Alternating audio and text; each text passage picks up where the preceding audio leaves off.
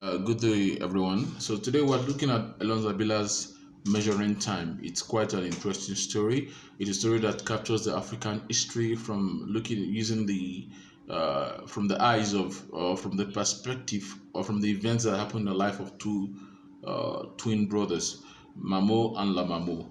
Both of them decided to seek fame in order to spite their father, but they decided to become soldiers because they believe in the glory of war and everything like that. And but the Lamamo could not. Mamo, who was the elder, was frail. He had sickle cell. He had sickle cell anemia, so he could not follow up and become the soldier he would have loved to become. But the younger brother this follows up with this dream and becomes a soldier, and he joins the rebel force in Chad because he was too young to join the Nigerian army. So he was trained in Libya and worked as a mercenary in Liberia then, before he became disillusioned with war and decided to settle down with a woman he had fallen in love with. Mamo, on the other hand, remained in their hometown of Keti, and he chose the life of writing. He became a popular historian, and soon he was commissioned to write the history of the town. But he discovered that his being commissioned to write the history of the town actually had to do with a conspiracy by the Waziri. So he decides to pull out.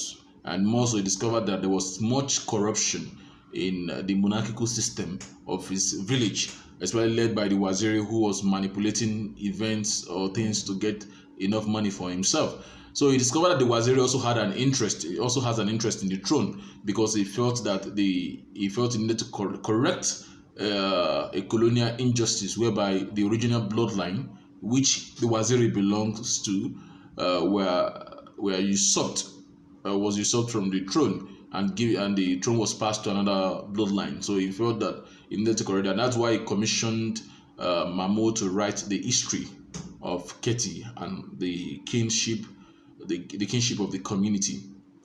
But Mamo decides to pull out at the last minute when he discovered that it was being used like a puppet. So he renegade on the plan. Uh, like I mentioned, the story looks at the African history from the eyes of or from the events that happened in the life of these two twins. Like for instance, we get to hear the story of Nelson Mandela and his ascension to the presidency position in South Africa. We get to see characters like Charles Taylor and Muammar Gaddafi and the role they played in the development of post-colonial Africa. Then also we also see the events that took place in countries like Nigeria, where you have the civil war. You also have the coup and counter coup, the transition from the civilian government to a military takeover, and it was on and on like that. And these are the things that we see in the story. So talking about looking at the experiences of the twin brothers, we get to see the several events that took place in Africa. There is also the philosophical perspective in the novel. You get to see life and death, the close connection between even sanity and insanity. It's ironical that the twin that was expected not to live too long because he had sickle cell anemia outlives everybody in that story. Including the father and his more agile twin brother. The plot structure of the novel is chronological. It's quite okay, but not a lot of experimentation like what you see in Oil on Water, which was also written by Helon Habila. The writing style differs a lot, and it will make you appreciate how far this writer has developed since writing this novel to writing Oil on Water.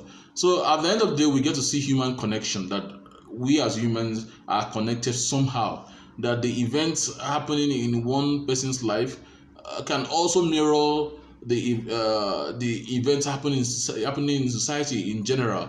Like for instance, we from the experiences of the twin, we begin to see how the African history evolved from the pre-colonial days to the colonial days to the independence era to post colonialism. You know, the story of civil war, the coup and the counter coups, transition from civilian to military government. It's sectoral like that. So I think this is a book you have to really read. It's important to read this book. It's an interesting book, really.